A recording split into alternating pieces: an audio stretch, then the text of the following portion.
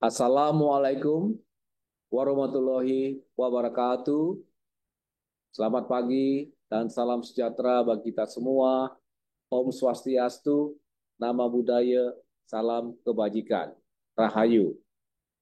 Syukur Alhamdulillah kita panjatkan senantiasa kepada Allah SWT atas nikmat kesehatan yang diberikan kepada kita sekalian, sehingga kita boleh diizinkan untuk menghadiri dan berpartisipasi dalam satu acara yang penting yang diselenggarakan oleh Kompartemen Akuntan Perpajakan Ikatan Akuntan Indonesia bekerja sama dengan Universitas Syah Kuala Aceh.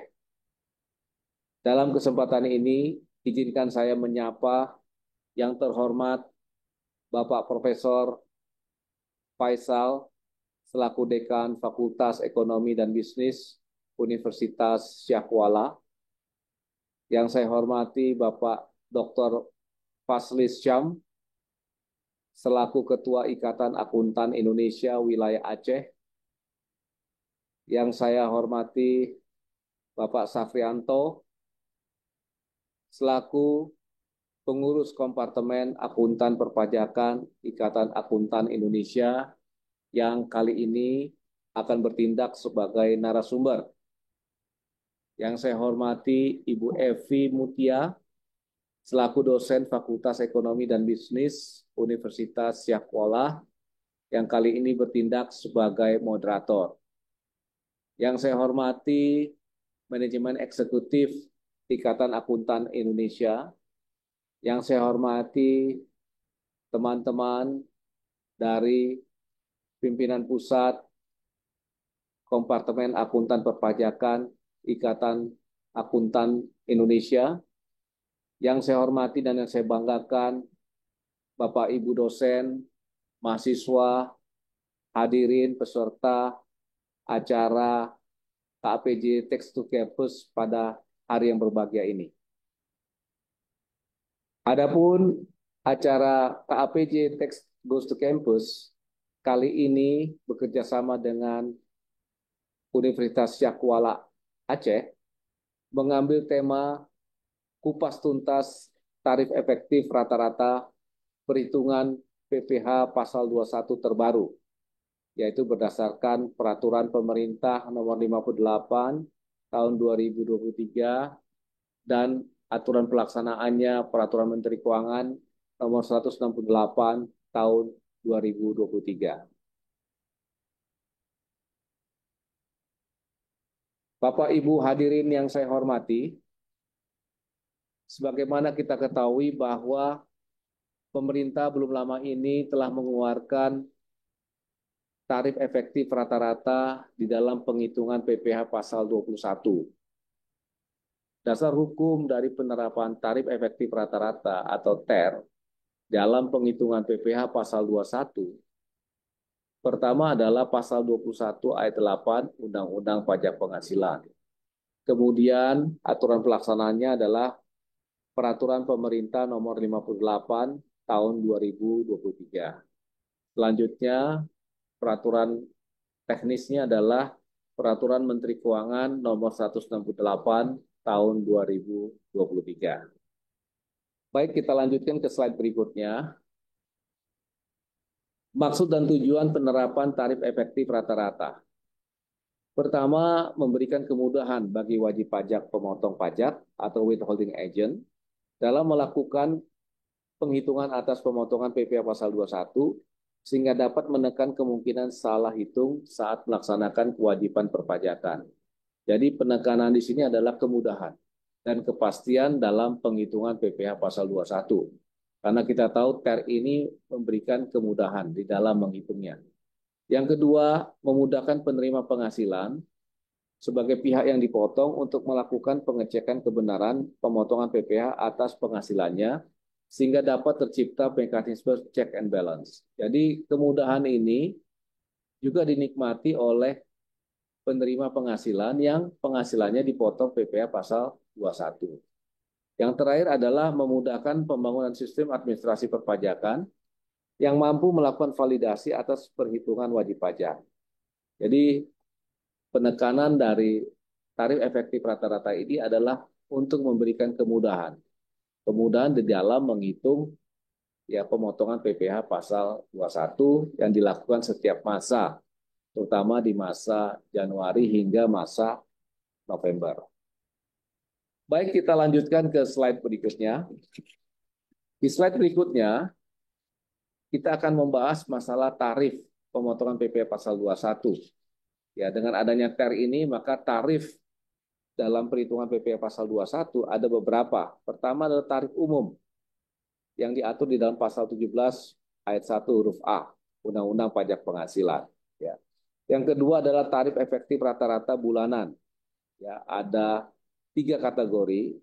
Pertama, tarif efektif rata-rata kategori A, B, dan C. Ini semuanya berdasarkan PTKP. Jadi penggunaan tarif efektif rata-rata bulanan menurut kategori A, B, dan C tergantung sekali lagi berdasarkan PTKP awal tahun dari wajib pajak orang pribadi yang penghasilannya akan dipotong PPh pasal 21. Contohnya misalnya tarif efektif rata-rata kategori A itu berdasarkan PTKP untuk TK 0, TK 1, dan K0.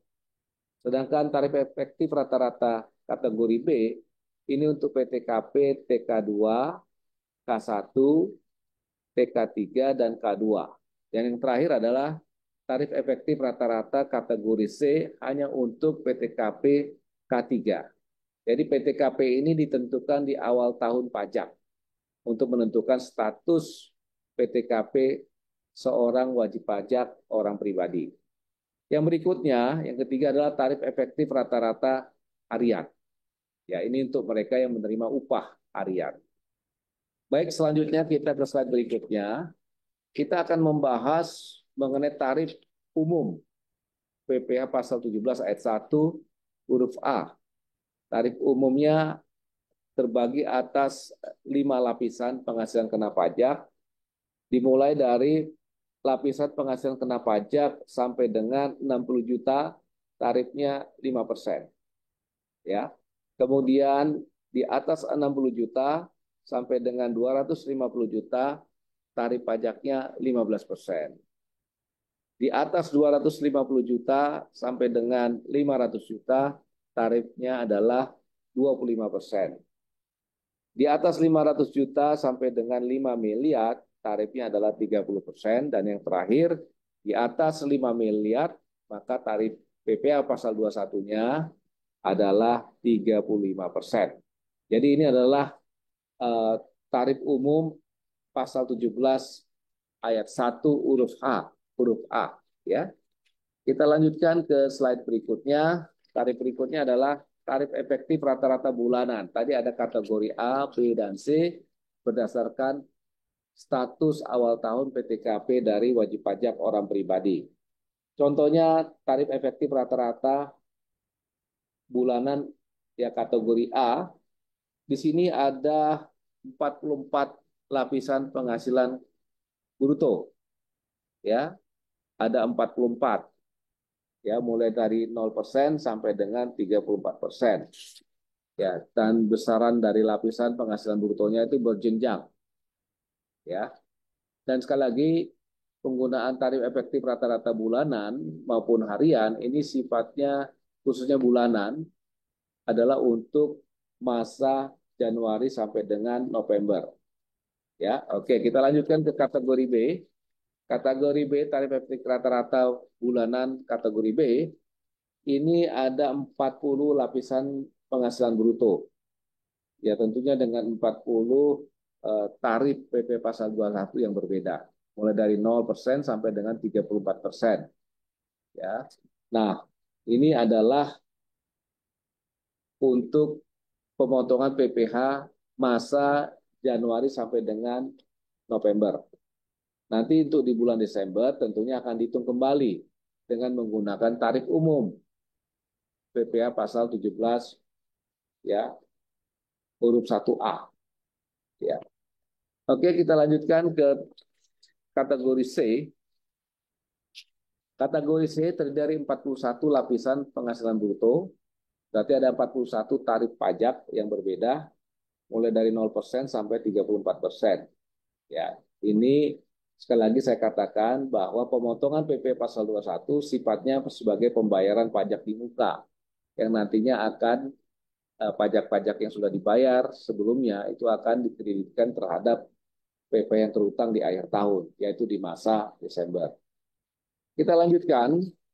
Berikutnya adalah tarif efektif harian. Nah, ini tarif efektif harian ini adalah diperuntukkan untuk mereka yang menerima upah harian, ya, sampai dengan 450.000 itu 0%. Sedangkan di atas 450.000 sampai dengan 2,5 juta dikenakan dengan tarif TER 0,5% dari PPh bruto harian. Nah, sebagai catatan kepada Bapak Ibu hadirin yang saya hormati, untuk upah harian ya di atas 2,5 juta, maka PP pasal 21-nya dihitung dengan menggunakan tarif pasal 17, tarif umum pasal 17 huruf 1A Undang-Undang Pajak Penghasilan. Dengan rumus perhitungan sebagai berikut, 50% dari jumlah penghasilan bruto sehari, kemudian dikalikan dengan pasal 17 ayat 1 huruf A. Ya, jadi itu adalah perhitungannya. Jadi 50% dari jumlah penghasilan bruto sehari, katakan dia terima 3 juta, berarti 50% kali 3 juta, kemudian dikalikan tarif pasal 17 ayat 1 huruf A. Berarti kita menggunakan tarif 5%. Ya, 5%. Ya. Jadi tarif pasal 17-nya itu 5%. Ya. Baik, kita lanjutkan ke slide berikutnya. Slide berikutnya kita akan melihat mengenai skema PMK 168 tahun 2023. Di sini saya ingin menjelaskan skema tarif efektif rata-rata ini diterapkan atas penghasilan diterima oleh pegawai tetap maupun pensiunan. Ya, ini diterapkan untuk setiap masa mulai Januari, Februari sampai dengan November. Ya, itu menggunakan tarif efektif rata-rata bulanan. Namun untuk masa pajak terakhir, yaitu masa Desember, kita menggunakan tarif umum, tarif pasal 17 huruf 1A. Ya, dasarnya adalah penghasilan kena pajak. Ya. Kemudian yang berikutnya adalah anggota Dewan Komisaris pengawas yang menerima penghasilan tidak teratur. Ya, ini pun diterapkan TER ya. Ya, TER untuk setiap masa. Ya, mulai dari Januari sampai dengan November. Kemudian kita lanjutkan pegawai tidak tetap. Di slide itu ya, kelihatan. Pegawai tidak tetap yang dibayar tidak bulanan.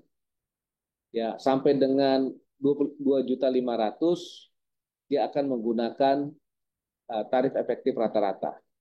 Ya. Kalau di atas 2,5 juta maka menggunakan tarif umum ya dengan 50% dari penghasilan bruto. Ya. Kemudian pegawai tidak tetap yang dibayar bulanan itu menggunakan TER, tarif efektif rata-rata bulanan. Ya. Jadi penghasilan bruto bulanan dikalikan dengan TER bulanan. Jadi itulah Bapak Ibu sekalian penggunaan tarif efektif rata-rata dalam penghitungan PPh pasal 21. Tadi saya sebutkan yang terdampak di sini adalah pegawai tetap dan pensiunan, PNS, TNI, Polri, pegawai negeri dan pensiunan. Ya, kemudian anggota Dewan Komisaris, pengawas yang menerima penghasilan tidak teratur, ya, itu dipotong PPh pasal 21-nya setiap masa dengan menggunakan tarif efektif rata-rata bulanan. Dan yang terakhir adalah pegawai tidak tetap yang dibayar bulanan itu menggunakan TER. Ya, tapi kalau yang dibayar harian menggunakan TER harian. Jadi itu kurang lebih mengenai skema PMK 168 tahun 2023. Kita lanjutkan ke slide berikutnya. Jadi sebagaimana yang saya jelaskan sebelumnya, penggunaan TER itu menggunakan dasar perhitungan kena pajaknya itu adalah penghasilan bruto. Jadi DPP-nya dasar perhitungan pajak PP pasal 21-nya adalah penghasilan bruto kalau kita menggunakan tarif efektif rata-rata. Nah, penghasilan brutonya itu terdiri dari apa saja? Pertama gaji, kemudian tunjangan, termasuk tunjangan pajak, lembur, honorarium dan sebagainya. Ya, natura yang merupakan objek penghasilan. Ya, kita tahu belum lama ini juga pemerintah sudah mengeluarkan peraturan Menteri Keuangan terkait dengan eh, pemberian natura atau kenikmatan. Ya, sepanjang itu merupakan objek penghasilan bagi si penerima, maka itu menjadi unsur dari penghasilan bruto. Yang berikutnya adalah yang dibayar oleh pemberi kerja untuk pegawainya, misalnya iuran BPJS, premi JKK, JKM. Nah, ini semua merupakan unsur atau bagian dari penghasilan bruto. Ya. Nah, pengurangnya tentu adalah biaya jabatan yang 5% dari penghasilan bruto maksimum Rp500.000 per bulan. Atau yang dibayar sendiri oleh pegawai bersangkutan melalui pemberi kerja, misalnya iuran pensiun, jaminan hari tua, dan atau tunjangan hari tua. Ini adalah pengurang-pengurang yang diperbolehkan dalam rangka untuk menentukan penghasilan kena pajak yang menjadi dasar perhitungan pajak PP pasal 21. Bapak Ibu hadirin yang saya hormati, dengan berakhirnya Bapak menjelaskan mengenai unsur penambah maupun pengurang penghasilan, maka Bapak akan mengakhiri sambutan Bapak di dalam acara KPJ Tax Goes to Campus. Namun sebelum Bapak akhiri, Bapak mengundang hadirin yang saya hormati, Bapak Ibu peserta Tax Goes to Campus yang saya muliakan, untuk mengunjungi channel YouTube saya, Prof. John Hutagaol, untuk mendapatkan mendownload materi yang saya sampaikan pada pagi hari ini, maupun materi-materi perpajakan yang Bapak Ibu sekiranya butuhkan untuk meningkatkan pengetahuan maupun kepatuhan Bapak dan Ibu di bidang perpajakan. Demikian atas perhatian Bapak Ibu hadirin yang saya hormati pada acara KPJ IAI Goes to Campus. Saya ucapkan terima kasih. Wassalamualaikum warahmatullahi wabarakatuh. Om Santi Santi Santi Om.